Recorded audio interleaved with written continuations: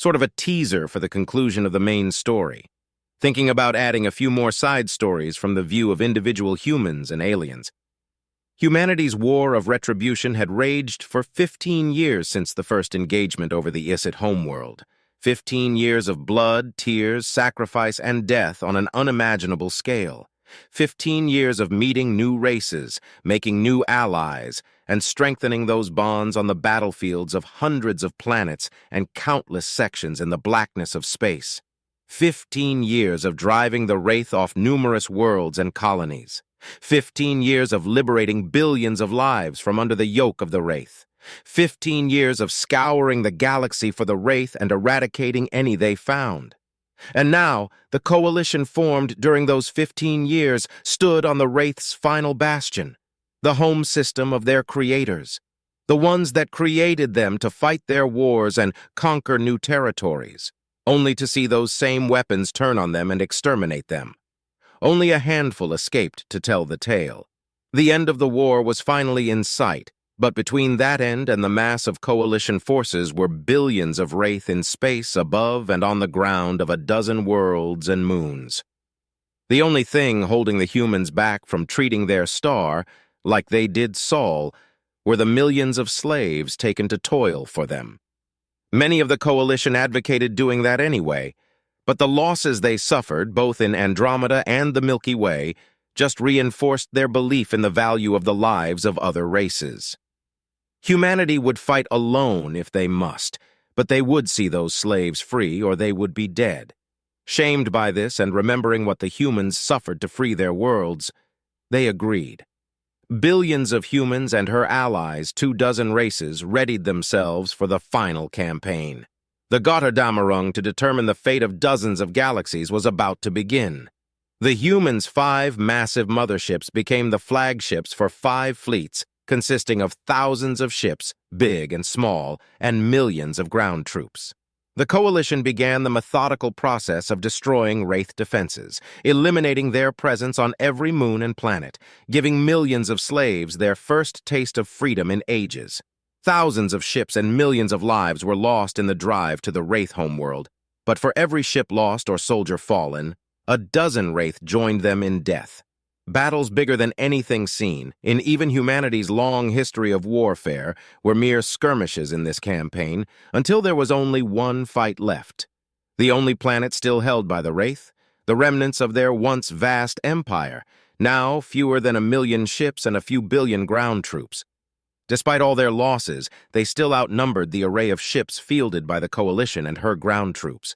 Time and time again, humanity's superior weapons, armor, and training overcame the Wraith's numbers. The thirst for revenge for all that had been done to the humans and their allies allowed them to overcome the Wraith's almost impassive attitude to warfare. But now their back was against the wall. There was nowhere to run, and their enemy would not spare them. Would that make them fight that much harder?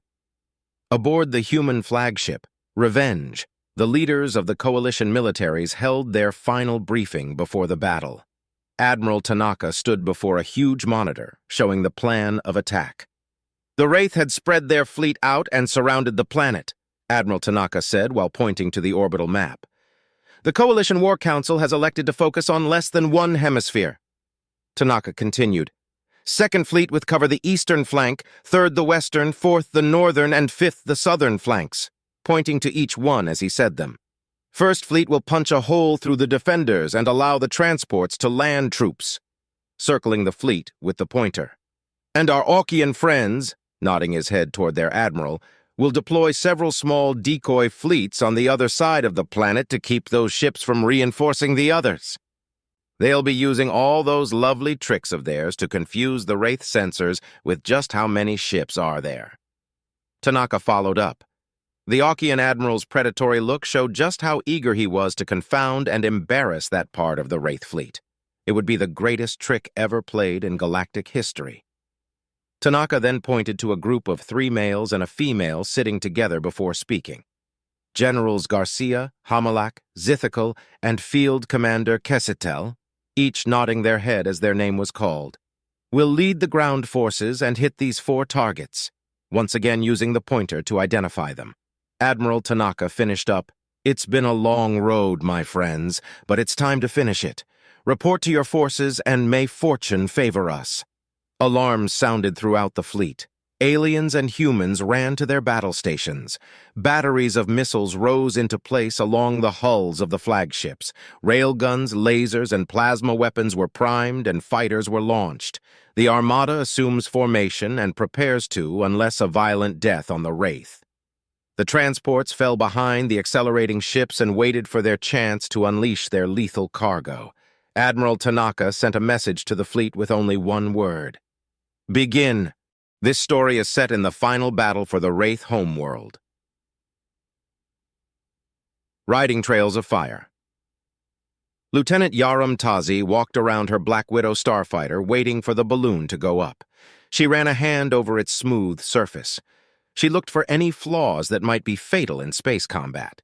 On the other side, her crew chief did the same, and then they'd switch to double-check. She admired the sleek deadliness of the design. Just over 18 mm long and 5 m tall, armed with 4 autocannons firing armor-piercing rounds and 2 missile launchers along the underside of the spacecraft. She's powered by 2 engines mounted in the rear and multiple navigational thrusters all over the craft to allow supreme mobility in space and 360-degree spin without losing speed or direction. After the checks were done and her crew chief agreed with her assessment, it was ready for combat. After settling into the cockpit, she began the check of the instruments, sensors, HUD, oxygen hookups to her flight suit, and alignment of the sensors in her helmet. She signaled her readiness, and the ground crew loaded her bird into one of Revenge's 120 launch tubes. She was a little nervous. This wasn't her first taste of space combat, but none of the other fights were this big. As her flight's youngest pilot, she was in the last launch tube to the right of her flight's element leader. She jumped slightly when the command came over her headset: "Echo Squadron Launch." The acceleration pushed her against the seatback as she rocketed down the tube. Out of the corner of her eye, she saw the bright flare from hundreds of other fighters exiting the ship. The voice of her flight leader came over their flight's TAC channel. "Form up on me and let's get this party started." Lieutenant Tazi took her position to the right and slightly behind her element leader, who was in a similar position to the flight leader. She didn't recognize the voice that came over the squadron TACnet, "Mother of God," but she agreed with it. The space before her was filled with thousands of rocket flares of missiles and torpedoes.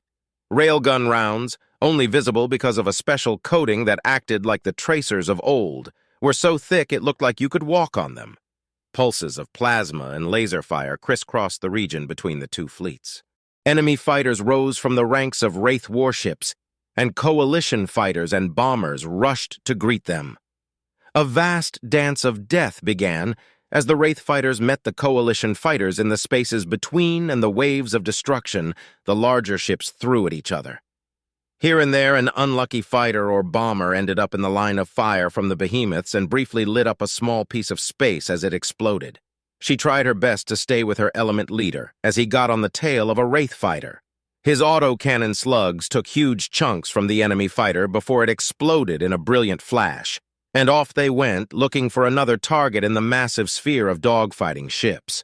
Coalition fighters were better built and had better tech, but the Wraith fighters were damn fast, maneuverable, and so damn many of them. For every one that killed, 3 more seemed to take its place. Yaram felt a shudder in her ship and automatically scanned her screens.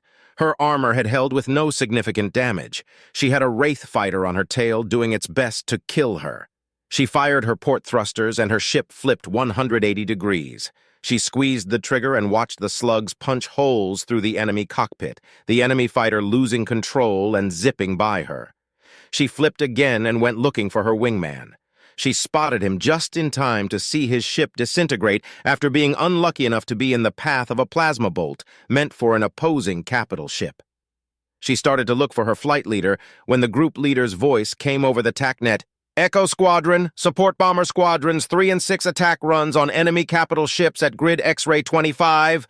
I repeat, X-ray 25. Suppress all enemy point defense weapons while the bombers make their runs." She located the correct grid and headed that way. She passed the bombers on her way to attack the nearest cruiser putting out AA fire.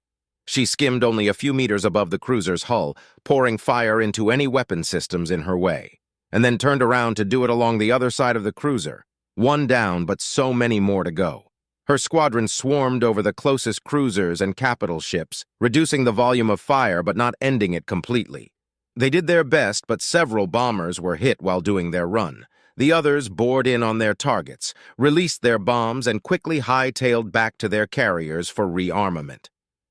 Yaram watched as the bombs hit their targets, but instead of exploding, they released a sticky molecular acid to eat through the hull. Yaram returned to the Revenge after seeing how low her fuel and ammunition were. There was wreckage everywhere, chunks of metal and bodies hanging in space. She landed in the assigned hangar and waited for the ground crew to get her out of the cockpit.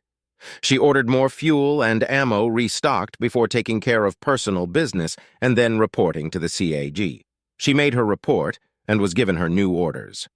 While not as massive as the human motherships, the enemy flagship was still twice the size of Wraith capital ships. Despite heavy damage, it was still operational and extremely dangerous. Its main batteries were devastating coalition capital ships and damaging the mothership. So the Admiral elected to send 100 heavily armed Marines to board it and destroy it from the inside. She was to join a dozen other fighters and escort the breaching pods against the Wraith flagship. After launching, Yaram linked up with the 4 breaching pods and their escorts. Navigating the gap between the forces had become more complicated with all the wreckage from Wraith and coalition ships floating around. But it also gave the little convoy some cover until they were almost to the flagship. As soon as they left the debris field, the fighters accelerated and began suppressing enemy defense batteries in the breaching pod's path. Yaram was so intent on watching the pod attached to the flagship's hull and begin boarding procedures that she never knew the Wraith fighter was there. A half-dozen shots blew holes in her ship. She had just a moment to berate herself and then felt a moment of pain before her fighter exploded and became another piece of flotsam on the battlefield. Poor bloody infantry LCPL Harker looked at his watch again. Only 1 minute after the last time he checked. He always did this before combat. Checked the watch, the rifle, the watch, and the rifle. He looked up and saw Kaglo laughing at his pre-combat routine. Kaglo was his Dulvod battle buddy. They'd been fighting together for months and were the only ones left of their original platoon. They'd been through a lot of shit together these last 9 months. Bexar 13th, Regula 2, Drexia Prime, and that absolute nightmare battle for the Jexian colony on the 3rd moon of Lorena 2. Coalition forces suffered 95% casualties by the time the last of those damn Wraiths were down. The ground pounders took 85% of those casualties from the ground combat, which made Harker wake up in a cold sweat on the bad nights. The Jexian factories let the Wraith pump out weapons by the thousands. And even worse, half of those damn factories were underground. They couldn't be wrecked from space or by air support. So it was up to the infantry to root them out with rifles, grenades, swords, and bayonets. The poor, bloody infantry, PBIs, as they referred to themselves, carried the day, but the cost was high. Entire companies were wiped out. The 4,324th was massacred when they assaulted a factory complex under the capital city. 12,000 troopers went in and none came out. Alive anyways. It took the ghouls' grave registration 2 weeks to connect all the remains from the tunnels and buildings, and another 6 months to collect and identify everything they had. The Wraith tore them apart, literally. The close quarters meant they were practically on top of you before you even realized that. The 4,325th gave as good as they got, though. They only left a couple thousand of the estimated 25K Wraith they engaged. That was the battle that wiped out their platoon, and left just Kaglo and himself as uninjured survivors. Harker rechecked his watch, looked at the Dulvod, and signaled 5 minutes to go. They double-checked each other's gear, especially the jump packs. It was a long way down if it failed. It was time. Harker gave Kaglo a fist bump and then checked to ensure the rest of his fire team was ready. The back of the dropship opened, and Harker and Kaglo stepped to the edge. The light turned green, and they leapt into the air. The rest of his squad followed them. 2 more sticks came after. Harker enjoyed the sensation of free fall that came before activating the jump pack. Go too early, and you were an easy target for the Wraiths. Wait too long and you can mess yourself up from the sudden change in direction. Harker fired the jets and landed safely. The rest of his men did as well, but someone from the other sticks messed up and came down like a stone. He landed with a scream and a thud. Harker ran over to check, even if he knew the trooper didn't survive. They'd landed on their head, so at least it was quick. He jogged over to join his sergeant and lieutenant to get his orders. SOP was for the first units to secure the LZ. His squad was ordered to sweep and clear the closest buildings and then set up an OP. He'd get a pair of heavy weapon teams once the objective was secured. They used the tried-and-true infantry tactic as they approached the three-story buildings. Caglo rushed his fire team forward 10 meters, while Harker's team covered them. And then, Caglo's went to ground to provide cover as Harker's group rushed past them and dropped at 10 meters. They did this to the buildings. One team moved, while the other covered them. It was slow progress, but safer with a possible strong point ahead. Upon reaching the buildings, they began to sweep them, but found nothing. Even the thermals showed it was clear. Harker had his team take up defensive positions, while he sent a runner to notify command the building was secure. While they waited, they began to improve the fortifications with materials taken from another nearby building. Squad-level railguns covered the front with interlocking fields of fire. Mortar pits were dug behind the buildings, and walls around windows were strengthened with sandbags and extra layers of material. 45 minutes later, other units had moved up and secured a perimeter around what was now the command post, and Colonel Flagg gave a briefing on the next stage of the operation. Beside her was a Rossi dressed in rags and covered in bruises and scars. Colonel Flagg began, "Words come down that all drop troops made their LZs, and we're good to go with the next stage." She moved aside to show a map of the city on the wall. Objectives were marked on it as known locations of enemy troops. The colonel gestured to the Rossi. "This is Jaleka, and he's been here for 7 years now. According to him, there are many other slaves that live inside the cities. He's also told us the Wraith are there in force and have been preparing for the invasion for weeks now." Colonel Flagg continued, "Our orders are to drive the Wraith out of the city, minimize civilian casualties, and secure it. This won't be easy, mechs. Artillery, TATs, and even air support are of extremely limited use in this environment. It's a shit job, but the Admiral knows who to call for that." "The poor, bloody infantry!" shouted the troopers, taking a sort of pride in getting the dirtiest and nastiest jobs to do, and doing it, or die trying. "Dismissed," she said, returning the soldiers' salute. It had been 3 hours since they began the assault, and they were barely a block in. All hell had broken loose when coalition troopers entered the city. LCPL Harker and his squad were engaged in a firefight with a group of Wraith in a 4-story building ahead of them. Harker was trying to make himself as small a target as possible while trying to pinpoint that damn pulse laser emplacement. Miller's squad had been caught in the open when it fired on them. He had to leave 7 dead when he pulled out, so now it was Harker's job to take it out. He'd sent Caglo and his fire team into a nearby building to clear it and then distract the gunners until Harker's team could cross the open ground and assault the building. But he still wasn't sure which floor the damned thing was on. A fusillade of coalition projectiles struck several possible locations for the gun.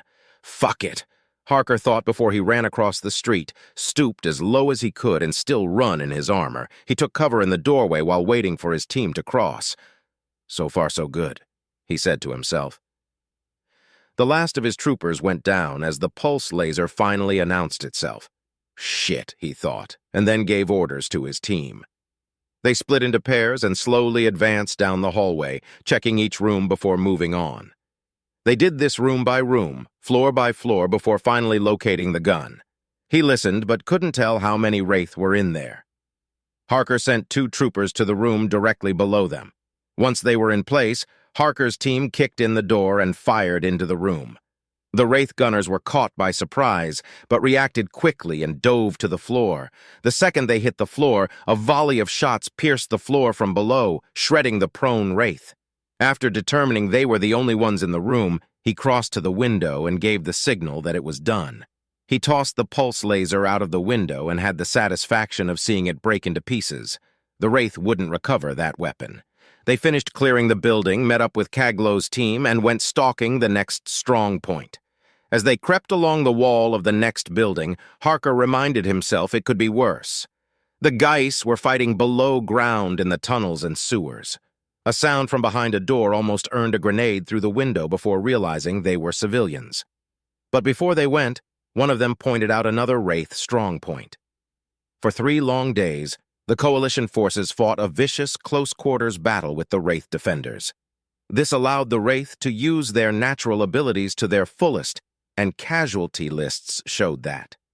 The Coalition took more casualties from the puncture wounds of claws, talons, and fangs than weapons fire. Wraith claws, talons, and teeth met Coalition bayonets, swords, and other melee weapons. Coalition rifles became secondary to human shotguns and various pistols in the tight confines of urban combat. Block by block, street by street, building by building, floor by floor, and room by room, they battled the stubborn enemy. The Wraith used the lessons learned during years of combat with Coalition forces, and they learned them well. Companies went in and came back as a platoon. Dead and wounded were brought out by the suicidally brave medics. Numerous lives were saved because they were willing to go right to the front line and retrieve the wounded. For 3 days, the fighting raged until the Wraith finally had nowhere to fall back to. They took over a large factory located near the city center and wanted to make the Coalition pay the butcher's bill to drive them out.